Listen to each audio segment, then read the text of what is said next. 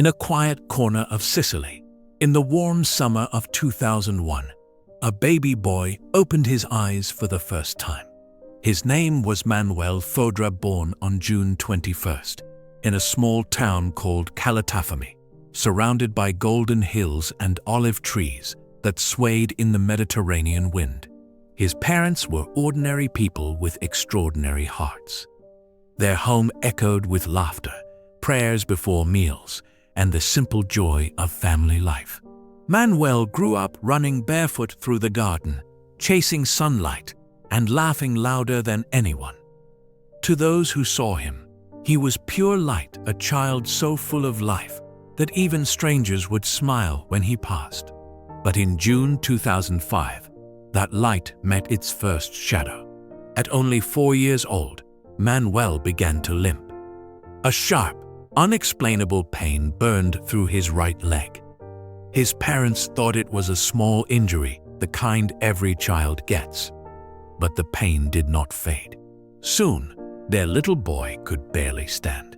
In the hospital of Palermo, under the sterile glow of fluorescent lights, doctors spoke the words every parent dreads: "Your son has cancer." The room fell silent. Time stopped. And a long journey his way of the cross began. It would last 5 years. 5 years of pain, surgeries, needles, and long nights when only faith kept his parents from breaking. At first, Manuel was like any child, frightened, restless, angry that he could no longer play outside or go to school with his friends. He would cry, asking his mother when things would return to normal. But something mysterious began to happen. In the silence of hospital corridors, amid the hum of machines and the smell of disinfectant, Manuel began to change. Every morning before his treatment, the nurses noticed him slipping quietly into the small hospital chapel. There, beneath a flickering candle and a wooden crucifix, Manuel would stand, gazing at the tabernacle. He wasn't just looking, he was listening. A Franciscan sister, Sister Prisca, was the first to notice. She said, before every therapy, Manuel wanted to visit the chapel because he wanted to see Jesus. She recalled how his eyes seemed to sparkle with peace whenever he prayed. Soon, that peace began to spread. The nurses smiled more. The doctors softened their tone. Manuel's room, once heavy with fear, felt different, lighter. He had found a friend in the silence, a friend he would soon call Jesus. When the long summer of 2005 ended, Manuel returned home. His body was weak, but his heart was stronger than ever. He began to ask his family to pray with him, especially the Rosary. He would say, "The Hail Marys make me feel better." At night, as his family sat around him, they would hear his small voice rise above the beads. "Holy Mary, Mother of God." Each word seemed to carry away a little of his pain. Soon, he started asking others to pray the Rosary with him, nurses, friends, even visitors who didn't know how. He told them, "When I pray, the pain goes away. When I'm afraid, it gives me strength." It was the beginning of something holy, a child discovering the secret power of prayer, not from books, but from the school of suffering. One evening, exhausted from yet another round of treatment, Manuel looked out the window toward the village church. It was the feast day of their patron saint, and a procession was passing by with a statue of the Virgin Mary. Too weak to join, he whispered to his mother, "Our Lady told me I'm her joy. She will have fireworks for me." His mother smiled sadly and explained, "There aren't any fireworks planned tonight, my love." But later that night, as Manuel drifted into sleep, the sky outside erupted with color. Bright bursts of light painted the darkness above Calatafimi. Manuel awoke, startled yet smiling. He looked at his mother and said softly, "Now do you believe me? Our Lady told me. You are my joy, and these fireworks are for you." The mother held him close, tears glistening in her eyes. It was a moment no one could explain, yet everyone in that home felt heaven had drawn near. From that day forward, Manuel's love for the Virgin Mary deepened. She was no longer a distant figure from his prayer cards. She was his mother, his comfort, and his friend. He would often tell others, "When I'm tired, she smiles at me. When I'm scared, she covers me with her mantle." While most children his age dreamed of toys and birthdays, Manuel dreamed of one thing: to receive Jesus in his heart. Thus began a journey that would transform hospitals into chapels, pain into prayer, and a small child into a light for the world. The story of Manuel Foderà was not about tragedy, it was about transformation. Because sometimes the smallest souls are chosen to reveal the greatest mysteries of love. Manuel's illness continued, but something in him had already changed forever. The boy who once cried at the sight of hospital corridors now entered them with calm eyes and a quiet smile. He no longer saw them as places of fear, but as the path where he could walk with Jesus. He would often tell his mother, "I'm not alone. Jesus is with me, and Our Lady holds my hand." And she believed him. You could see it in the peace that surrounded him, even when the doctors brought difficult news. One day, as the hospital chaplain visited Manuel's room, he gave communion to the boy's mother. Manuel looked up with longing. His eyes followed the small white host in the priest's hands. He whispered, "I want to receive Jesus too." But he was only 6 years old, and the rules were clear. He was too young. Still, Manuel didn't give up. He asked again and again, with the persistence of someone who truly understood what he was asking for. The priests saw his sincerity. The bishop himself came to meet this little soul who desired God so deeply. And when he saw Manuel's faith, he said yes. On October 13th, 2007, the day had finally come. That morning, Manuel woke up in pain. His leg hurt so badly that he couldn't stand. His mother feared he wouldn't make it to the chapel for his first communion. But around noon, something happened. The pain vanished. Manuel opened his eyes wide and said, "Our Lady healed me." He stood, got dressed in his small white suit, and walked to the chapel on his own. Inside, the candles flickered. The air was filled with the scent of incense and lilies. When he received Jesus in the Eucharist for the first time, tears rolled down his face. Later, he wrote on a small holy card, "I want to receive Jesus in my heart so that he can become my best friend forever. He will be my strength, my joy, my cure." Those words were not written by a theologian or a priest. They were written by a child whose body was breaking, yet whose soul was already tasting heaven. After that day, something new bloomed inside him. Manuel began to speak of Jesus, as if he were right beside him, not a figure from church, but a living friend who listened and answered. To him, prayer wasn't just words. It was a conversation. He once told a priest, "After communion, everyone should be silent for at least 5 minutes. We need to give Jesus time to speak to our hearts." He even asked the bishop to tell all priests to remind the faithful about this sacred silence. He said, "Think of the last person who takes communion. He doesn't even have time to say hello to Jesus." It was a simple thought, but one that carried profound truth. Even grown men who heard him speak would leave with tears in their eyes. As months passed, Manuel's health grew fragile again. Yet his spirit became luminous. He began to write small letters and notes to his friends, nurses, and priests. One of them began like this: "Dear friends, I want to talk to you about how Jesus is present in the Eucharist. When you receive him, close your eyes and pray. Don't rush. Don't be distracted. Because Jesus listens to you and he speaks to your heart. Stay quiet for a moment and something wonderful will happen. A balm of grace. He would later explain what that meant. If you are sick, he gives you strength. If you are sad, he helps you smile. If you are angry, he gives you peace. All this happens if you trust him, because he loves you more than you can ever love him. For a boy of 7, these were not ordinary words. It was as if God himself had placed wisdom in the heart of this small warrior. One Christmas after communion, Manuel said something that no one ever forgot.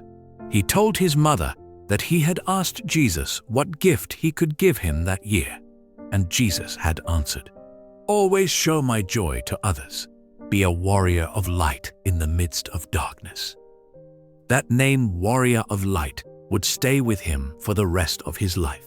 From then on, Manuel's mission became clear. Whenever he saw someone sad, he tried to make them smile. Whenever someone was sick, he would pray for them. He believed his suffering could help others find peace. Even the doctors noticed it. They said his room felt like a chapel. Sometimes, as they entered to check on him, they would lower their voices, almost as if they were stepping onto holy ground.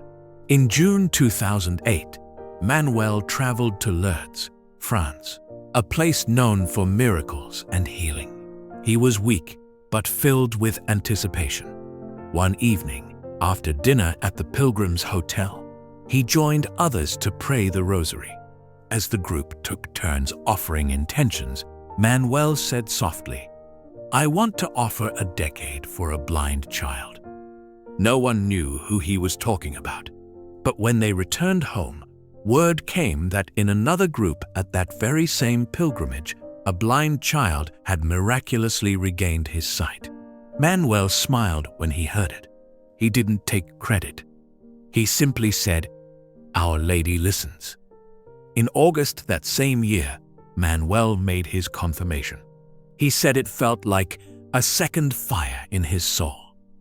He called the Eucharist his balm of grace, something that filled him with light and made even his pain feel joyful. To everyone around him, it was a mystery. How could a child who suffered so much radiate such peace? He seemed to live half in this world, half in another. He once said to his priest, "Jesus is very near.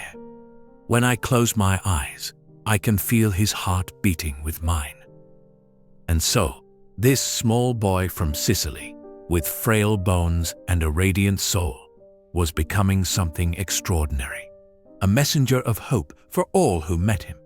Through his suffering, he was teaching others the secret that saints and mystics had discovered for centuries, that when pain is offered in love, it becomes the most powerful prayer of all.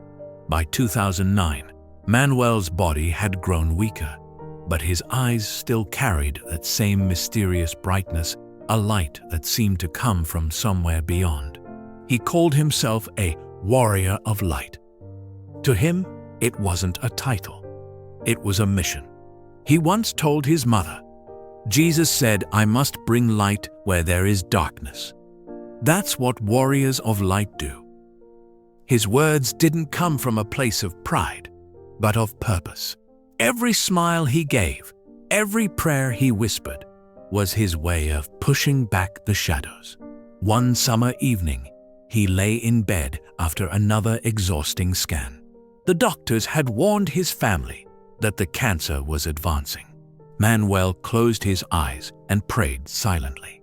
Then, just before midnight, the quiet night sky outside erupted once again with fireworks. His mother looked toward the window, the same pattern of light and sound that had appeared years earlier.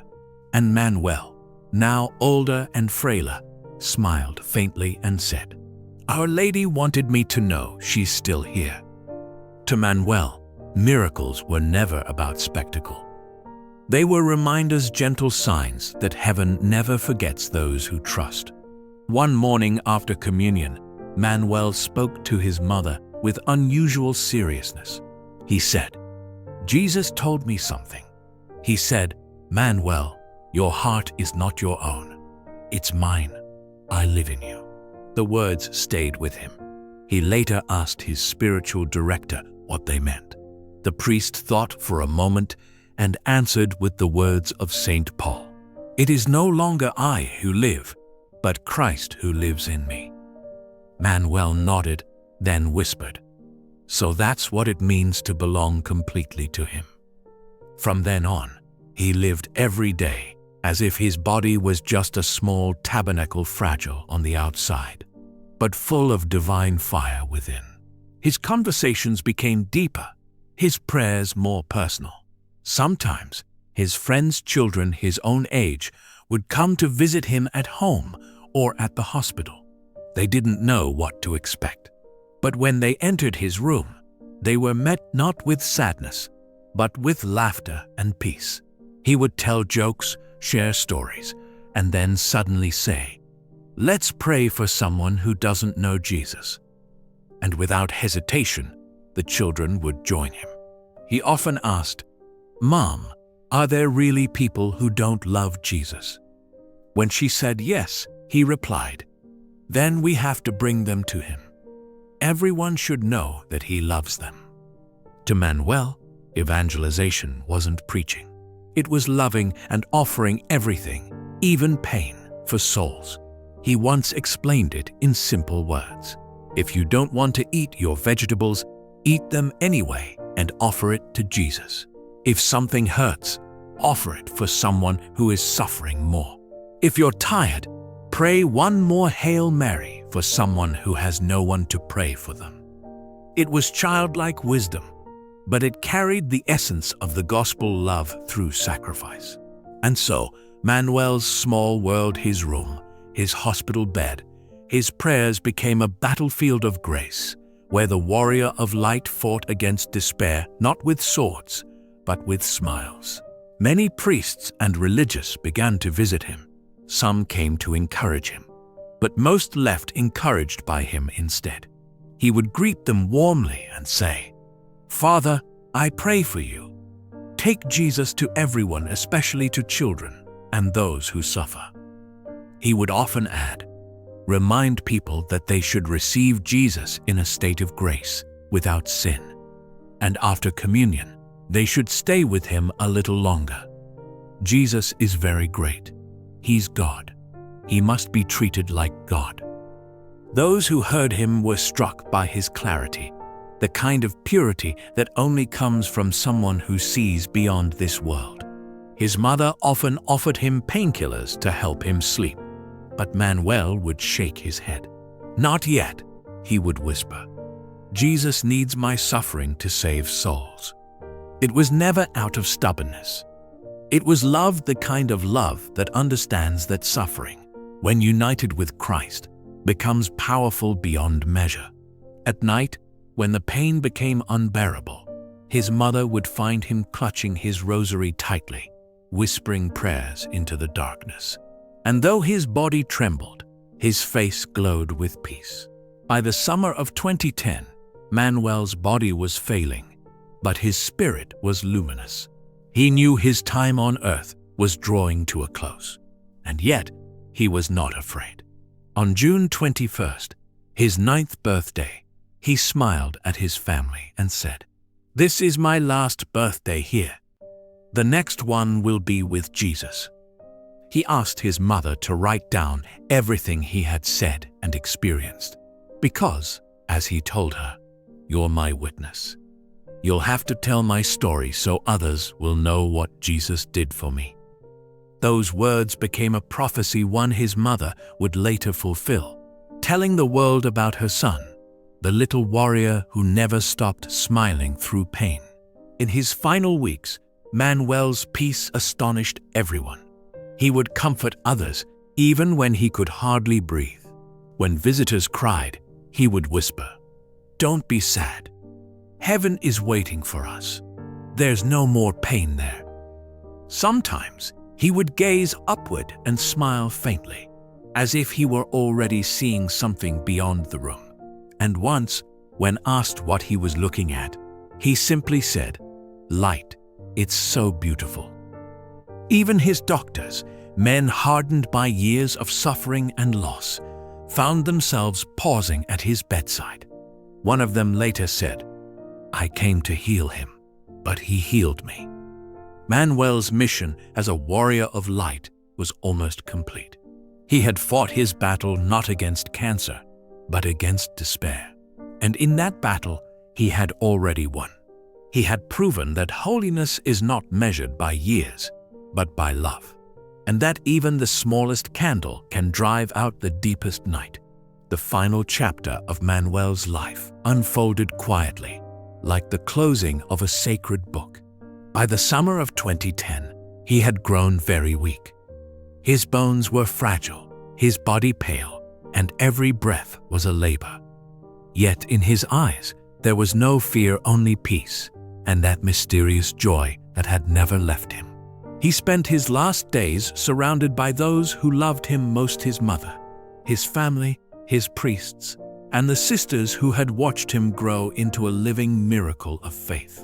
Each morning, as the sunlight streamed through the hospital window, Manuel would whisper the same prayer: "Jesus, I offer you everything. Use my pain to help someone who needs you more than I do." He no longer asked for healing. He asked to be useful, even in suffering. On June 21st, 2010, Manuel celebrated his 9th and final birthday. There were no candles, no parties, no noise, only quiet thanksgiving. He smiled gently and said, "This is my last birthday here. The next one will be with Jesus." Those around him fell silent. The words were not sad. They were serene, as if he had already seen the door of heaven opening. He gave his mother clear instructions for the day he would leave this world. He said, "When I die, I want to wear my first communion suit." The same little white suit he had worn the day he first received Jesus. He added softly, "And instead of a pillow, I want to rest my head on the Bible opened to the verse that says, 'Heal me, Lord, that I may be healed. Save me, that I may be saved, for you are my praise.'" It was a passage from the book of Jeremiah, chapter 17, verse 14. Those words would become the echo of his final prayer. His mother tried not to cry, but Manuel looked at her with calm certainty. He said, "Mom, don't cry when I go. Don't let anyone cry. Pray instead. My death will be a feast because I'm going to live the greatest day of my life in heaven." He smiled, then whispered, "Promise me that you'll pray the rosary instead of weeping." That night, as she sat beside his bed, she realized that her son was no longer just her child. He was a soul offered completely to God. In the final days, Manuel's condition worsened rapidly. The doctors did everything they could, but his body was exhausted. Still, something astonishing happened. His heart continued to beat far longer than anyone expected. It was as though his spirit refused to leave until one final mission was complete. His mother later said that she understood Manuel had offered his last drops of life for a soul that only heaven knows. Even in death, he was giving. Even as his strength faded, his love grew. On the evening of July 20th, 2010, Manuel lay still on his bed, the rosary entwined in his small fingers. The room was dim, lit only by a candle near a small statue of the Virgin Mary. His breathing was faint, yet peaceful. A priest entered quietly and prepared to celebrate Mass in the room. Manuel wanted one more encounter with his beloved Jesus. As the priest lifted the host, everyone felt a sacred stillness fall over the room. When he placed the Eucharist upon Manuel's tongue, a small smile appeared on the boy's face. He whispered softly, "I have finished." Those were his last words. Moments later, as the prayers of the Mass continued, Manuel's breathing slowed and then stopped. It was not a cry, nor a struggle.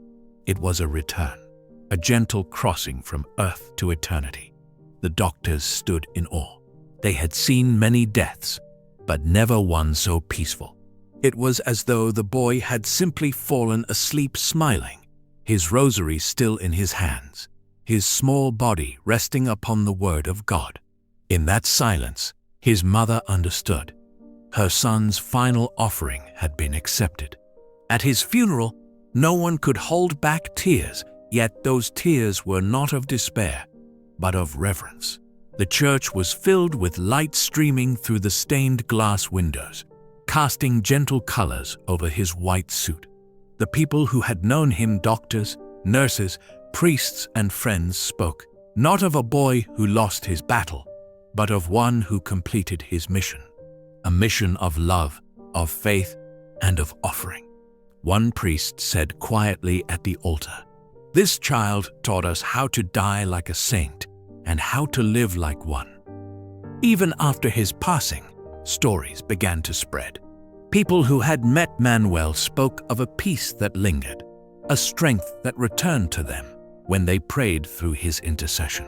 His mother would receive letters from strangers, telling her how reading about her son brought them back to faith.